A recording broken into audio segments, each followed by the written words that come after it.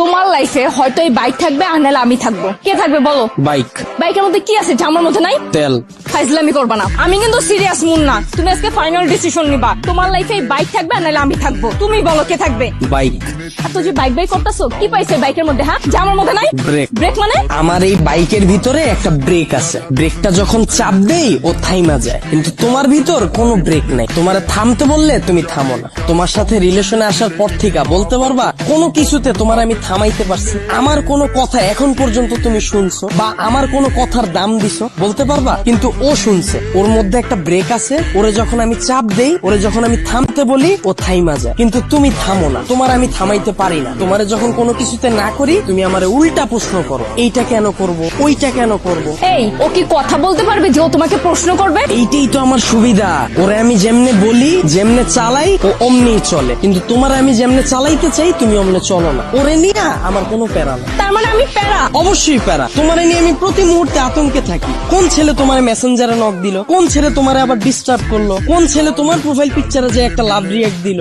আমি যখন তোমারে বলি বাসা থেকে যখন বের হবা বোরকা পইরা বের হয়ে, তখন তুমি আমারে কি বলো? আমার গরম লাগে। যখন আমি বলি ফেসবুকে কোনো পোস্ট কইরো না, তোমার কোনো ছবি ছাইরো না, তুমি বলো তুমি আমার স্বাধীনতা নষ্ট করতেছো। তোমার যখন আমি বলি জান তোমার ফেসবুকের পাসওয়ার্ডটা আমারে দাও, তখন তুমি কি বলো? তুমি আমার সন্দেহ করতেছো। কিন্তু দেখো ওর বিষয়টা, ওরে নিয়ে আমার কোনো প্যারা নাই। এই যে একটা জিপিএস ট্র্যাকার লাগাই নিছি, প্রতি মুহূর্তে আমি নিশ্চিন্তে থাকি। ওরে রাইখা যদি আমি কোথাও যাই, কেউ যদি এসে ওরে ধরে, ও চিল্লায় উঠে আমারে কল দেয়, ডেমো দেখবা, দাও হাত দাও।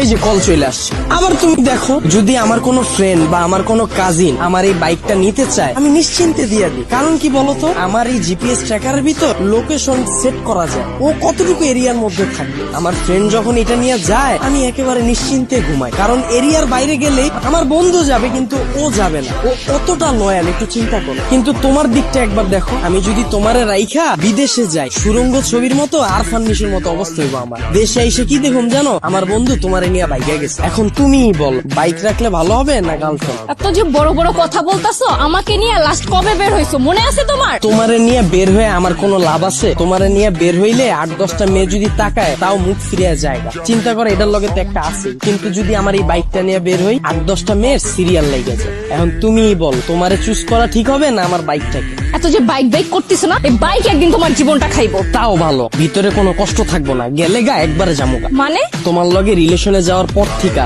আমার ক্যারিয়ারে সময় না দিয়া তোমার পিছনে সময় দিয়া, ভার্সিটির টিউশন ফি না দিয়া তোমার পিছনে খরচ কইরা, দিনের পর দিন তোমারে নিয়ে চিন্তা কইরা, আমার পড়াশোনা গ্যাপ দিয়া, তারপর তোমার মন ভালো করার লাইগা 2 দিন পর পর গিফট দিয়া, 2 দিন পর পর নতুন নতুন রেস্টুরেন্টে নিয়ে যায় খাওয়ায়া, কোনো পোলা তো পারে ডিস্টার্ব করলে ওই পোলার লগে মারামারি কইরা, কোনো মাইয়ার দিকে না তাকায় তোমার প্রতি লয়াল থাইকা মন দিল দিয়া তোমারে ভালোবাসার পর হঠাৎ করে তুমি একদিন কি কইবা, জান আমার বাসা থেকে তো বিয়ে ঠিক করে ফেলছে, আমার এখন আর কিছু করার নেই। আর আমি তোমাকে কোন মুখে নিয়ে যাব বলো? তুমি তো এখন পর্যন্ত ক্যারিয়ারে কিছুই করতে পারো না, অথচ আমার এই ক্যারিয়ারটা বাসি দিলাম তোমার লেগে, তোমার পিছনে সময় দিয়ে। তারপর তুমি কি করবা জানো? আমার একটা সুন্দর বুঝ দিবা, জান তুমি আমার থেকেও অনেক সুন্দর মেয়ে পাবা, অনেক ভালো মেয়ে পাবা। এই কথা বইলা সুন্দর করে একটা হাঁটা দিবা আর পিছন থেকে একটা ব্যাকগ্রাউন্ড মিউজিক বাজ। আর আমার অবস্থা কি হইব জানো? সারা জীবন এই ভালোবাসার কষ্ট নিয়ে সালমান খানের মতো জীবন যাপন করো, আর ওদিকে তুমি বড়লোক জামাই নিয়ে ফুটফুটে সুন্দর 2টা বাচ্চা নিয়ে ওয়ার্ল্ড ট্যুর দিবা। এখন তুমি আমারে বলো বাইক ভালো